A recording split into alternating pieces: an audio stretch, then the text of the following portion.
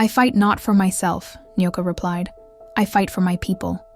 The Tale of Nyoka and the River of Life.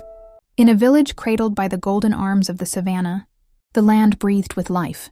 Its people thrived alongside the River of Life, which sang softly as it wound through the fields, nurturing crops and quenching the thirst of all who lived there. The village's elders often told tales of the river's spirit, a guardian who protected its sacred waters. Yet the villagers had grown complacent, taking its blessings for granted. Among them was a boy named Nyoka. He was a quiet soul, always watching, always listening.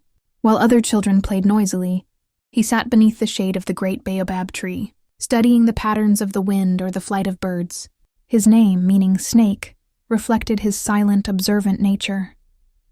But the villagers, wary of his quiet ways, whispered that such a name brought ill fortune. When the drought came, it arrived with merciless intent.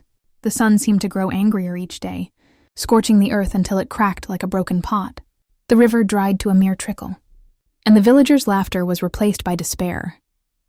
Livestock perished, crops withered, and even the mighty baobab began to shed its leaves. One evening, the village gathered around Mama Kile, the revered elder whose wisdom was sought in times of trial. Her voice carried the weight of generations as she spoke. "The river of life has been stolen by the spirit of thirst. It punishes us for our neglect and greed. Only one who embodies true selflessness can venture to its source and plead for its return." The villagers murmured among themselves. Who could face the spirit of thirst, known to be as unforgiving as the sun? Fear rooted them in place. Then Nyoka stepped forward. His voice was steady but soft. "I will go." The villagers exchanged skeptical glances. Some scoffed, while others muttered, "What can a boy like him accomplish?" But Mama Kile's aged eyes met Nyoka's, and she saw a spark of something the others missed, something unyielding. She placed her weathered hands on his shoulders and gave her blessing. The journey begins. Nyoka departed at dawn, carrying only a small gourd and his unwavering resolve. His first trial was the desert. The sands shimmered like molten gold under the punishing sun, and each step burned his bare feet. As he stumbled, a tortoise appeared, its shell as ancient as the earth. "Why do you fight the sun, little one?" it asked. "I fight not for myself," Nyoka replied. "I fight for my people." The tortoise nodded and guided him to a hidden oasis, where he drank deeply and rested. "Remember," the tortoise said as Nyoka continued, "your strength lies not in your body, but in your heart." Next, Nyoka faced the jagged mountains. The rocks tore at his hands as he climbed, and the wind howled like a vengeful spirit. On the third day, a hyena appeared, its eyes glinting with malice. "Turn back, boy," it cackled. "The spirit of thirst will devour you, and your people will forget you ever existed." Nyoka paused, his body trembling with exhaustion, but he stood tall. "Even if I fail, my people will have my love." "That is enough." The hyena snarled and slunk away, defeated by Nyoka's resolve. The spirit of thirst. At last, Nyoka reached the source of the river, hidden in a lush valley. The spring shimmered with an otherworldly light, but it was guarded by the spirit of thirst. The spirit loomed tall, its body a writhing mass of shadows and dry winds.